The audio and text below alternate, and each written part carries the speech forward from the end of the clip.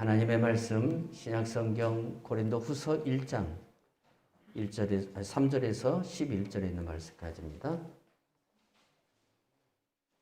한 절씩 나눠서 읽고 마지막 11절은 같이 읽겠습니다. 찬송하리로다. 그는 우리 주 예수 그리스도의 하나님이시요 자비의 아버지시요 모든 위로의 하나님이시며 우리의 모든 환난 중에서 우리를 위로하사 우리로 하여금 하나님께 받는 위로로서 모든 환난 중에 있는 자들을 능히 위로하게 하시는 이시로다.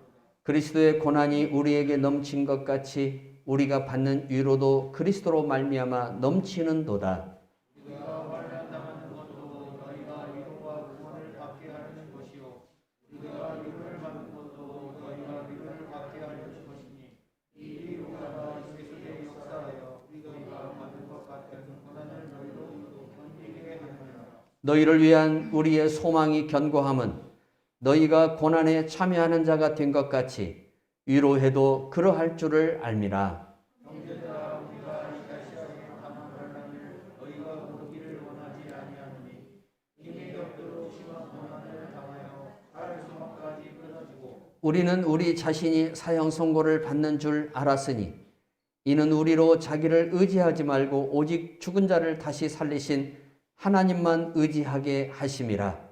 그가 이같이 큰 사망에서 우리를 지키셨고 또 건지실 것이며 이후에도 건지시기를 너희에게 바라노라. 같이 읽습니다. 너희도 우리를 위하여 간구함으로 도우라. 이는 우리가 많은 사람의 기도로 얻은 은사로 말미암아 많은 사람이 우리를 위하여 감사하게 하려. 우리는 지난 주일에 사랑의 비례에 관한 말씀을 같이 나눴어요. 하나님은 주님의 복음을 위하여 고난을 받는 성도에게 반드시 하나님의 사랑을 비례해 준다.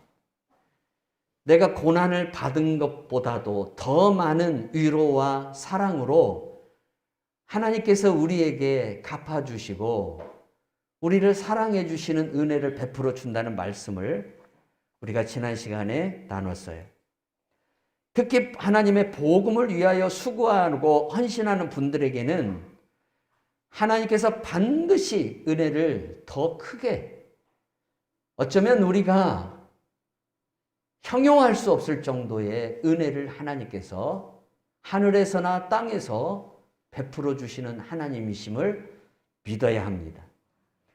마태복음 25장 31절에서 36절 말씀 보니까 인자가 자기 영광으로 모든 천사와 함께 올 때에 자기 영광의 보좌에 앉으리니 모든 민족을 그 앞에 모으고 각각 구분하기를 목자가 양과 염소를 구분한 것 같이 하여 양은 그 오른편에 염소는 왼편에 두리라. 그때에 임금이 그 오른편에 있는 자들에게 이르되 내 아버지께서 복을 받을 자들이여 나와 창세로부터 너희를 위하여 예비된 나라를 상속받으리라. 내가 줄일 때에 너희가 먹을 것을 주었고 목마를 때에 마시게 하였고 나그네 되었을 때에 영접하였고 헐벗을 때에 옷을 입혔고 병들었을 때에 돌아보았고 옥에 갇혔을 때에 와서 보았느니라 라는 말씀을 우리에게 예수님께서 직접 하셨어요. 자, 이 말씀을 통해서 우리 예수님께서 이 땅에서 복음을 위해서 수고하는 성도들에게 그저 우리 예수님이 바라만 보고 있는 무능한 예수님이 아니라는 사실을 분명하게 말씀하고 있어요. 예수님은 주의 복음과 주의 나라와 주의 의를 위해서 수고한 하나님의 그 고난에 참여한 자들에게 반드시 우리가 형용할 수 없는, 우리가 수고해서 얻을 수 없는 하늘의 신령한 복으로 채워주심을 약속하셨어요. 그렇기 때문에 우리가 이 약속의 말씀을 반드시 믿고 하나님께서 우리에게 이 고난을 왜 주셨고 이 고난을 통해서 우리에게 더 좋은 어떤 곳으로 인도하시기를 원하시는가를 우리가 더 많이 생각하고 믿음으로 고난을 잘 이겨나가는 성도가 되어야 될 줄로 믿습니다. 시편 16편 3절에 보니까 하나님께서 이 땅에 있는 성도들을 어떻게 여기냐면 아주 존귀하게 여긴다 그랬어요. 땅에 있는 성도들은 존귀한 자들이니 나의 모든 즐거움이 그들에게 있도다. 우리 하나님께서 우리를 굉장히 귀하게 여기셔요. 그리고 우리 하나님이 지금 살아있는 하나님, 그 살아있는 삶의 존재의 목적이, 하나님께서 지금 하루하루를 살아가시는 그 삶의 존재의 목적이 어디에 있냐면, 마치 아버지와 어머니의 그 삶의 목적이 자녀들에게 있듯이 우리 하나님이 바로 살아있는 그 목적, 당신의 살아있는 그 존재의 목적이 우리들에게 있다는 사실. 우리를 그렇게 귀하게 여기시고 우리를 그렇게 보배롭게 여기시는 하나님이시라는 거예요. 그래서 하나님은 당신이 기뻐하는 이 자녀들이 고난을 받을 때에 잠시 우리를 고난에 두시기도 하지만, 그러나 그 고난을 통해서 우리 하나님은 더 불로 우리를 연단시키시고, 또한 연단된 우리들을 통해서 하나님이 우리 심령 안에 주신 소망을 이루어 주시는, 결국 그래서 우리를 더욱 기쁘게 하고 즐겁게 하는 그러한 하나님이심을 우리가 반드시 믿어야 한다는 사실이에요.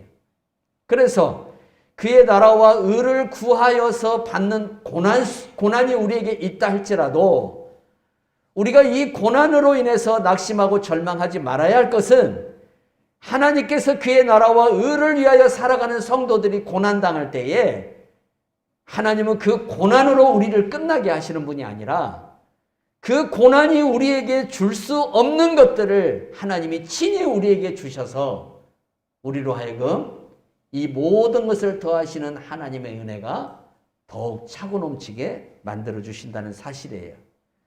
하나님은 어떤 독재자처럼 자신에게 헌신하고 충성하는 주위 사람들을 당연하게 여기거나 방치하는 그런 하나님이 아니에요.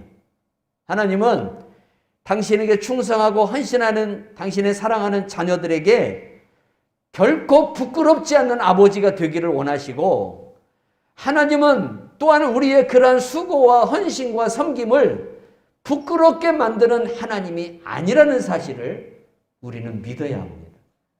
우리가 주님의 교회를 위해서 헌신하고 수고했을 때에 도리어 우리가 어떤 상처를 받을 수도 있고 아픔을 받을 수도 있지만, 그러나 하나님께서는 나의 수고와 헌신과 나의 이 섬김이 결코 이 땅에서나 하늘에서 헛되지 않도록 만들어주시는 하나님이기 때문에 우리가 결코 그러한 일들로 인해서 낙심하고 실망하고 우리가 또한 근심하지 말아야 한다는 사실이에요.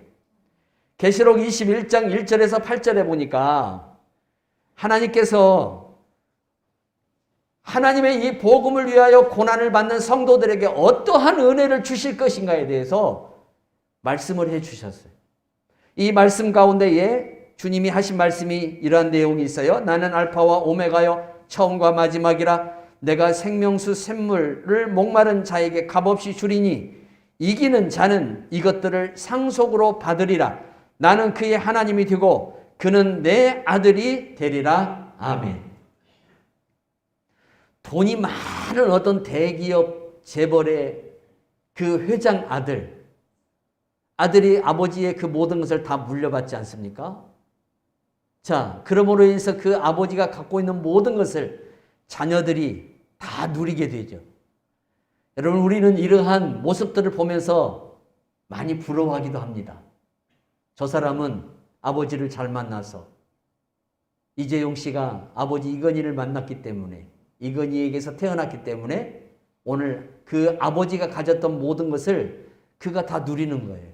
그러나 여러분, 이 세상에 어떠한 재벌도 누리지 못한, 이 세상에 어떠한 권력자도 누리지 못한 하늘의 영광과 축복을 저 하늘 아버지가 이 땅에서 고난받고 이 땅에서 많은 어려운 고생을 하는 성도들에게 예비해 주시고 허락하여 주시고 주신 그러한 것들을 다 우리에게 이미 약속하시고 말씀하셨다는 사실입니다.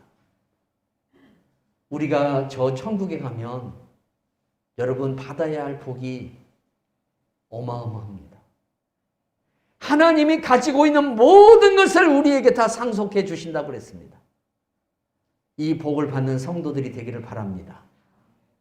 이 복에 참여하려면, 이 복을 받는 자가 되려면 오늘 우리가 이 땅에서 받는 고난이라는 이 어려움을 우리가 두려워하지 말고 고난 속에서도 우리를 위로하시고 또한 우리의 고난을 상주심을 통해서 예비하신 하나님을 반드시 믿고 하나님을 소망 가운데 바라보며 살아야 돼요. 그래야 우리가 이 고난을 잘 이길 수가 있어요. 하나님은 환난을 우리에게 비례로 베풀어 주시는 하나님이시에요. 무엇으로 우리에게 비례해 주는가? 위로로 비례해 주는데 이것이 사람들처럼 그저 말로만 하는 위로가 아니에요. 우리가 어떤 사랑하는 사람을 위로해 줄 때 우리의 언어와 우리가 도울 수 있는 어떤 한계를 통해서 위로해 줄 수는 있지만 그 모든 문제를 해결해 주고 그 사람의 마음을 시원하게 해줄 수 있는 위로는 우리에게 능력이 부족해서 연약해서 우리가 다 해줄 수가 없어요. 아무리 부모라도 자녀들이 뜻하는 일들을 이룰 때에 부모가 그 모든 자녀의 원함을 다 채워줄 수는 없어요. 사람이기 때문에 그래요. 그러나 우리 하나님은 능히 당신의 놀라운 능력으로 환난 중에 있는 우리 성도들, 고린도 후서에서 환난이라는 이 단어가 9번이 나와요. 9번이 나오는데 환난 중에 있는 성도들을 능히 위로할 수 있는 능력을 누가 갖고 계시냐면 전능하신 우리 하나님이 가지고 계셔요. 능히 그래서 환난 당하는 우리를 도울 수 있고 또한 환난 속에서 힘들어하는 우리들을 세우시고 우리를 독수리가 날개를 치며 하늘을 올라간 같은 그러한 하나님의 사람으로 우리를 건강하고 굳건하게 만드실 수 있는 분이 하나님 아버지십니다.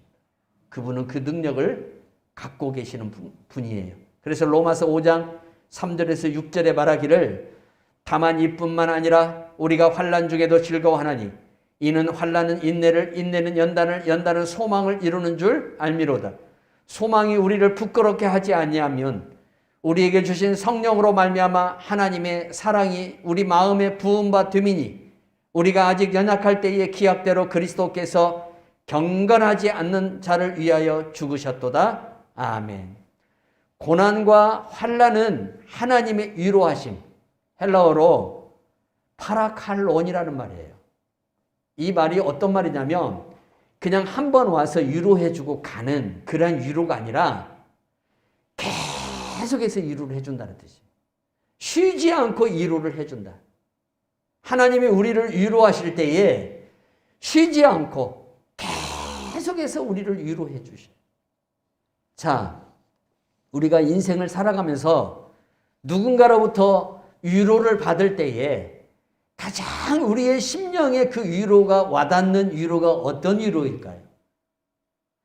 나보다 여러분 잘 먹고 나보다 잘 사는 사람이 나의 배고픔을 위로해 준다면은 그 배고픔의 위로가 내 마음에 와닿지를 않아요. 왜?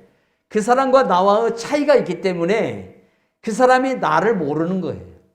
정말 내 삶을 내 이 배고픔 고난을 모르게 되는 거예요. 그런데 가장 나를 위로해 줄 수 있는 사람은 이 배고픔의 과정을 다 겪은 사람이에요. 이 배고픔의 과정을 다 겪어서 이제는 그분이 배부름의 자리에 이르는 사람, 이런 사람이 와서 나를 위로하면 내 마음이 열리고 내 마음 속에서 그 위로가 격려가 되고 힘이 되고 능력이 돼요. 하나님께서 왜 여러분들에게 고난을 주시냐면 이 세상을 살아가는 동일한 하나님의 지체들이 고난당할 때에 우리가 먼저 당한 그 고난을 통해서 후에 고난당하는 그 사람들을 위로하고 그 사람들을 세워주고 격려하고 굳세게 하도록 하기 위해서 하나님이 우리에게 먼저 고난이라는 선물을 주신다는 사실이에요. 그러면 이 고난은 나를 연단시켜서 나를 훈련시켜서 나로 하여금 소망을 갖게 하고 이 소망 속에서 기도하게 해서 내게 응답이 되어서 은혜가 되고 축복이 되게 만드는 결과로 나타나요. 그래서 고난이 올 때에 소망을 잊어버리면 안 돼요. 그러나 반대로 고난이 올 때 다 소망을 잃어버려요. 삶의 희망이 사라져버려요. 살고 싶은 생각이 사라져버려요. 고난은 우리를 그렇게 피폐하게 만들어버려요.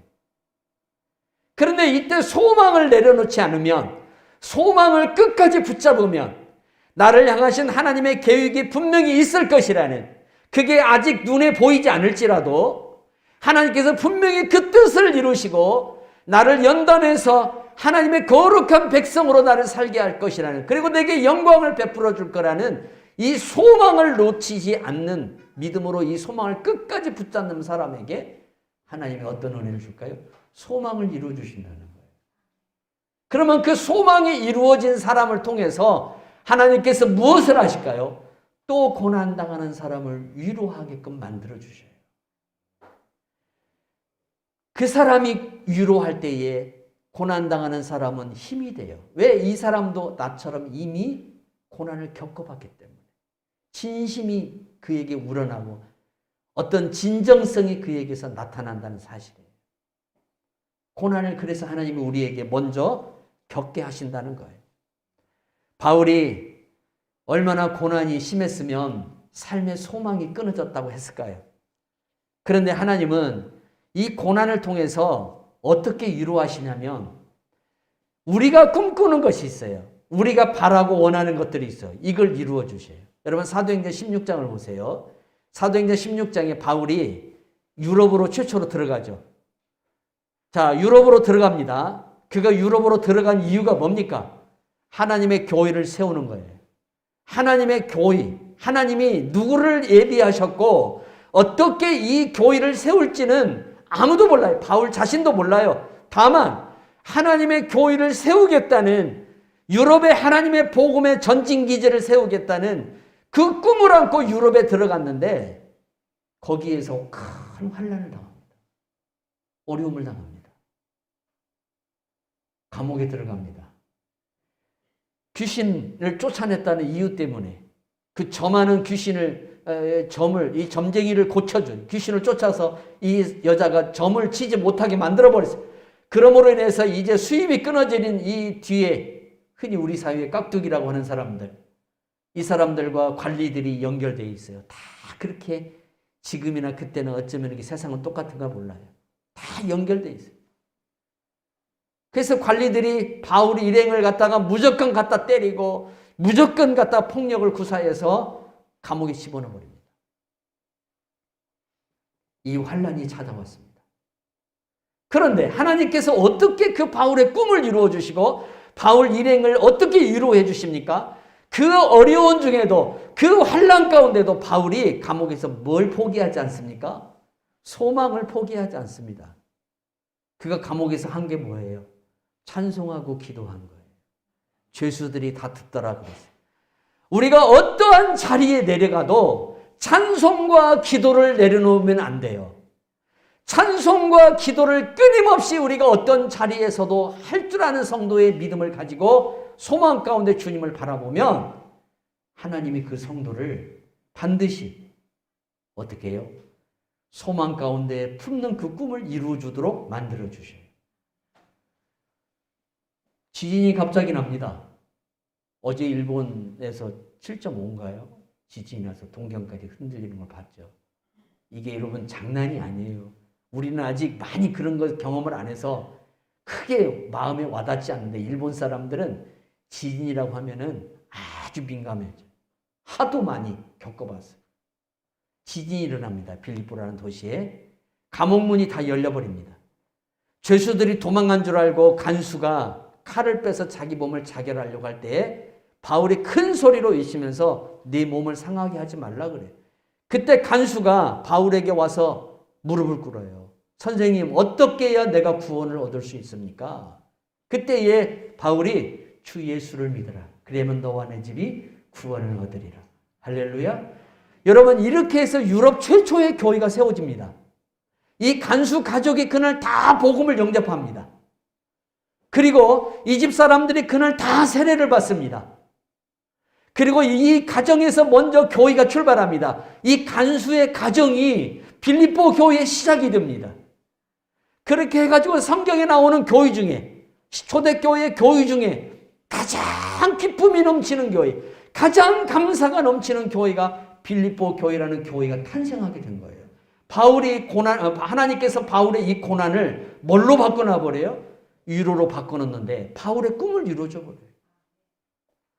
우리가 고난 중에도 낙심하지 말아야 될 이유가 여기에 있다 이거예요. 하나님은 우리가 겪는 이 고난, 이 코로나라는 이 고난을 통해서 우리를 분명히 연단하고 우리를 거룩하게 하기를 원하셔요. 한국교회가 거룩하게 되기를 원해요. 그러면 이 교회들이 이 어려움을 통해서 거룩함으로 돌아서면 하나님은 다시 이 교회들을 통해서 우리 교회를 포함한 모든 우리 대한민국 땅에 있는 이 하나님의 건강한 교회들을 통해서 다시 하나님의 복음이 땅끝까지 전파되어지고 다시 하나님의 성령의 불이 이 나라와 저 북한까지 타오르게 만들어줄 줄 나는 믿어요. 그래서 우리가 지금 해야 할 것은 뭐냐면 하나님의 말씀으로 돌아가는 거. 이 어려움을 통해서 우리를 경건의 모양으로 만들고 경건의 능력을 갖추게 하는 사람. 모양만 있는 사람이 아니라 그 안에 능력을 채우는 사람으로서 내 자신을 발전시켜 나가야 한다는 사실입니다. 그렇게 할 때에 하나님께서 우리들에게 더 큰 은혜를 베풀어 주시고 놀라운 이 고난을 통해서 우리 가운데에 하시고자 하는 일을 나타내실 줄 믿습니다.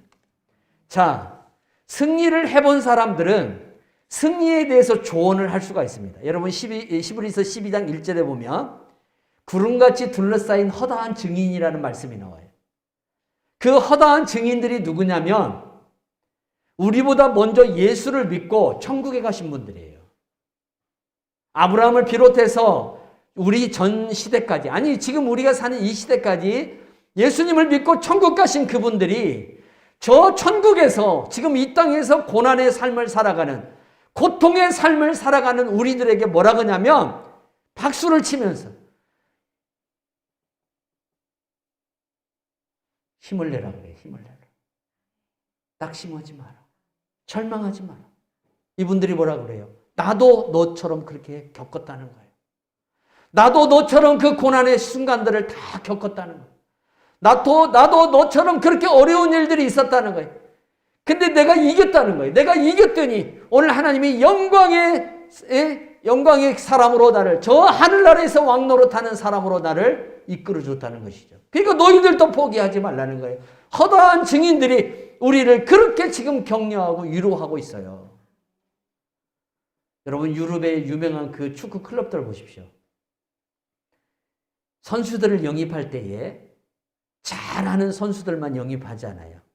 축구를 잘하는 선수들만 영입하는 게 아니라 지금 있는 선수들에게 우승이라는 DNA를 심어줄 수 있는 선수들도 영입해요.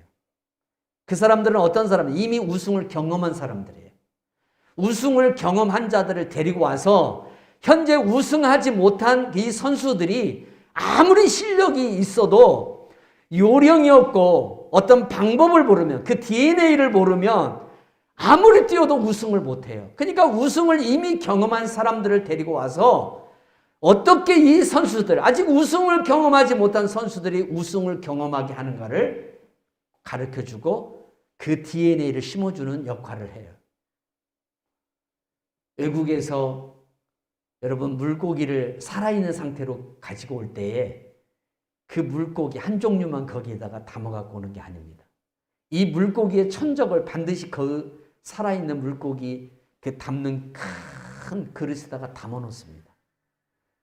이 천적들은 잡아먹으려고 그러고 하나는 안 잡혀 먹으려고 하다가 그렇게 서로 경쟁을 하다가 한국에 와버려요. 살아있는 상태로. 그래서 화로가 우리 가운데 제공이 되는 거예요. 이 원리하고 똑같아요. 하나님께서 우리에게 먼저 승리한 사람들을 통해서 우리에게 뭘 줘요? 너희들도 이렇게 승리할 수 있다는 것을 가르쳐 주시고 보여주시는데 그게 성경입니다. 아브라함과 우리가 무슨 상관이 있어요? 혈통이 같은 것도 아니고 같은 어떤 문화 속에서 산 것도 아니고 그 사람과 우리는 전혀 다른 지역에서 전혀 다른 환경에서 전혀 다른 문화 속에서 살았지만 하나님이 아브라함의 이야기를 성경에 기록해서 오늘 우리에게 전달해 주는 이유는 뭐예요? 아브라함처럼 너희들도 믿음으로 승리하라는 거예요. 아브라함처럼. 이 아브라함을 배우라는 거예요. 이 아브라함을 본받으라는 거예요. 그러므로 너희들도 승리할 수 있다는 거예요. 사랑하는 성도 여러분, 오늘 우리가 그래서 역설적인 그리스도인이 되어야 됩니다. 자, 바울이 오늘 본문에서 뭐라고 합니까? 그리스도의 고난이라는 이 용어를 찾죠. 그리스도의 고난이 5절에 보니까 우리에게 넘친 것 같이, 그리스도의 고난이라는 이 말이 헬라어 원문을 보니까 어떻게 나오냐면 그리스도께서 당한 고난을 말하는 게 아니라 지금 바울이 그리스도 때문에 당하는 고난을 말해요. 바울이 당하는 그리스도 때문에, 복음 때문에 당하는 이 고난을 말하는데 이 고난이 내게 넘쳤다고 그랬어요. 고난이 넘쳤다고 그랬어요. 근데 이걸로 바울은 만족하지 않고 남은 고난을 내 몸에 채운다 그랬어요. 더군다나. 그리스도의 남은 고난을 내 몸에다 채우겠다는 거예요. 우리가 부모라는 이 삶을 살아갈 때에 부모로서 겪는 고통과 아픔을 자녀들에게는 물려주기를 원치 않아요. 그러죠? 자녀들은 분명히 평안하고 평탄하게 살기를 원해요. 그래서 부모는 자녀들이 받아야 할 고난을 다 자기 몸에다 채워버려요. 이 원리하고 똑같아요. 바울이 후대의 교회들이 자기들의 세대들처럼 고난받고 핍박받는 교회가 아니라 이제는 하나님의 나라를 완전히 저 세상에 나가서 완성할 수 있는 교회가 되도록 하기 위하여 그 고난을 자기한테 다 채웠다는 거예요. 그래서 고난받는 것을 두려워하고 고난받는 것을 주저하지 않고 이 고난을 도리어 하나님의 뜻이 더 이루어지는, 하나님의 이 역사가 더 크게 이루어지는 과정으로 받아들였다는 거예요. 이게 역설적인 그리스도인이에요.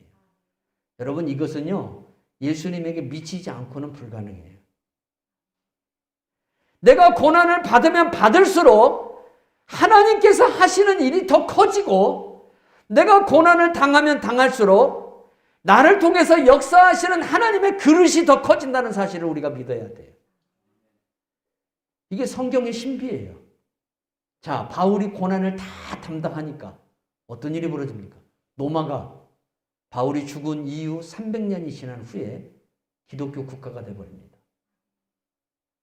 자기가 받아야 할 고난은 뿐만 아니라 다른 고난까지 자기 몸에다 다 채워버리니까, 이 고난을 이 바울이 다 담고 가니까 다음 세대들, 그 다음 세대들이 지상으로 올라와서 하나님께 영광을 돌리고 예배하는, 그래서 로마가 지배하는 모든 땅이 주님의 땅이 되어버리는 역사가 일어나더라 이거예요. 성도 여러분, 그러면 고난이 올 때 우리가 무슨 생각을 해야 돼요? 어려움이 올 때, 이 코로나로 인해서 우리가 얼마나 불편하고 얼마나 힘들고 고난이 우리를 얼마나 엄습합니까? 이때에 하나님은 이 고난을 통해서 나를 더 굳건하게 하고 나를 더 담대히 하고, 이 이후에 또 어떤 어려움이 우리에게 올지 모르잖아요. 그러나 우리가 이 과정을 겪으면서 이 이후에 올 고난도 능히 감당할 수 있는 사람으로 우리를 바꿔놓으신다는 거예요. 그러므로 인해서 이 고난을 통해서 밝혀지는 하나님의 비밀, 하나님의 이 역사가 우리 안에서 충만하게 나타나도록 하나님께서 우리를 인도하신다는 사실입니다. 그래서 우리가 고난이 와도 역설적인 그러한 믿음으로 살아가야 되는 성도가 돼야 됩니다. 우리는 이걸 잊어버리면 안 돼요. 그리스도가 고난을 받음으로 우리가 구원받았잖아요. 그러면 내가 고난받음으로 누군가가 또 하나님의 즐거움과 기쁨에 참여하게 되는데 그 첫 번째 대상이 여러분 자녀들이에요. 여러분 자녀들. 내가 고난을 당하면 여러분 내 자녀들에게 하나님께서 그것을 대신 갚아주셔요. 그래서 하나님은 공의로우신 하나님이라는 거예요. 그래서 하나님은 공평하신 하나님, 모든 것을 다 똑같게 하시는 하나님이시죠. 여러분이 고난을 받을 때에 그 고난이 여러분에게 다 돌아가게 만들어놔요. 고난으로 돌아가게 하는 것이 아니라 고난의 위로가 여러분들에게 돌아가게끔 하나님께서 그렇게 역선하시더라는 거예요. 그래서 우리가 고난을 슬퍼하고 고난을 우리가 너무 어렵게만 생각해서는 안 된다는 사실입니다. 많은 목사님들이, 저도 목사로서 목회하지만 고난받기를 정말 싫어합니다. 신학교에 가서 이 조사를 해보면 나중에 어떤 목사가 되기, 어떤 목회자가 되기를 원합니까? 라고 하면 모두가 바울이라고 씁니다. 거의 90%가 바울이라고 써요. 제가 총신 다닐 때에 저희들도 그런 교수님이 조사를 하더라고요. 저도 바울이라고 썼어요. 근데 이 바울, 우리가 지금 알고 있는 이 바울은 정말 하나님의 영광과 초대교회의 위대한 사도였고, 그러한 모습으로 우리에게 이미지가 자리하고 있지만, 실상 여러분 우리가 성경 속에 들어가면 바울의 이 삶을 살아가라면 우리가 살아갈 수가 없어요. 삶에 소망이 없었어요. 아무런 낙이 없었어요. 오늘 우리가 읽은 이 고린도후서 1장을 보십시오. 아무런 의미가 없다고 하잖아요. 내가 왜 살아야 되는가? 그 삶의 의미가 상실되어 버린 단계까지 갔어요. 그런데도 바울처럼 살되겠다라고 말한다는 것은 여러분 겉모양만 보는 것이지, 마침 이 사람처럼 살으라 하면은 다 도망갈 거예요. 예수님의 영광만 바라보고 예수님의 십자가를 바라보지 않으면 다 도망가게 돼 있어요. 제자들이 예수님이 예루살렘에 들어가서 왕이 되면 우리가 뭐가 될 것이라는 그 영광만 바라봤어요. 십자가는 전혀 바라보지 않아요. 그런데 예수님이 십자가를 지니까 다 도망가 버려요. 근데 우리가 한 가지 기억해야 할 게 있습니다. 십자가 없는 영광은 없습니다. 고난이 없는 하나님의 위로는 없습니다. 고난이 있기 때문에 위로가 있는 것이고, 십자가가 있기 때문에 영광이 있는 것입니다. 그래서 우리가 십자가에 참여해야 되고 고난에 참여해야 돼요. 그러면 하나님께서 당신의 위대한 능력으로 우리에게 위로를 더하여 주시고 영광에 이르는 은혜를 주신다는 사실입니다. 그래서 우리는 고난을 이겨야 돼요.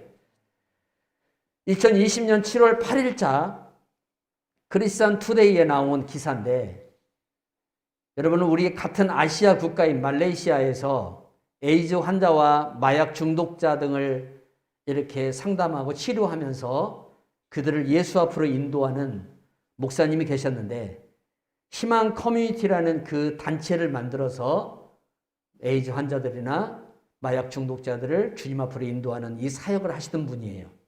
근데 이 목사님이 납치됐어요. 무슬림 과격 분자들에 의해서 납치돼가고 지금까지 행방이 묘해요. 지금도 어디에서 계시는지 아마 순교하신 것이 더 타당하리라고 생각해요. 이뿐만 아니에요. 2011년도에는 지속적인 협박에 시달려왔던 레이먼드 고 목사님과 그 사모님이 결국 소리도 없이 행방불명됩니다. 15명의 교회원들에 의해서 납치이 돼가지고 행방불명됩니다. 지금 말레이시아에서는 이러한 일들이 일어나고 있습니다. 그래서 최근까지 5명의 목사님들이 지금 어디에 있는지, 죽었는지 살았는지 그 시신도 확인할 수 없는 상태에 지금 이르고 있습니다. 말레이시아 정부는 강력한 이슬람법, 시리아법을 구사하기 시작해요. 그것뿐만 아닙니다, 여러분. 인도를 보십시오. 지금 인도의 총리가 힌두교를 굉장히 강화하고 있어요. 터키를 가보십시오. 에르도안이 대통령이 됐죠. 에르도안은 지금 친이슬람주의 정책으로 완전히 전환해서 학교에, 각 학교마다 교목을 보내요. 교목. 옛날 우리 미션 스쿨에 교목이 있잖아요. 목사님들 있잖아요. 쉽게 말하면 이슬람 사제들을 보내서 종교 교육을 철저히 강화하고 있는 것을 볼 수가 있어요. 지금 이렇게 세상이 진행되고 있어요.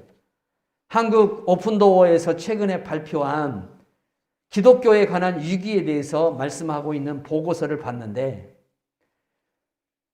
여러분 우리가 이 성경을 지금 읽으면 수많은 순교자들을 만날 수 있어요. 그런데 이 순교자들, 지금 초대교회 1세기, 2세기, 3세기에서 많은 피를 흘렸던 그때의 순교자들보다 지금 21세기 이 시대에 더 많은 순교자들이 나오고 있다는 사실을 우리가 알아야 돼요.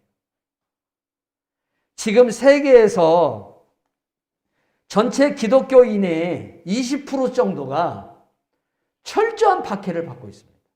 나이지리아에서는 예수 믿는다는 이유 때문에 납치돼서 죽는 일들이 다반사입니다. 이슬람 국가에서는 정말 잔인할 정도로 그렇게 목회자를 죽이고 또한 예수 믿는 성도들을 핍박하고 있습니다. 세계 1위에서 10위까지 기독교 박해국 중에 최고의 나라가 여러분 바로 우리 위에 있는 북한입니다. 지금 거의 10년 동안 바뀌지를 않고 있습니다. 중국의 시진핑도 최근에 어떤 짓을 합니까?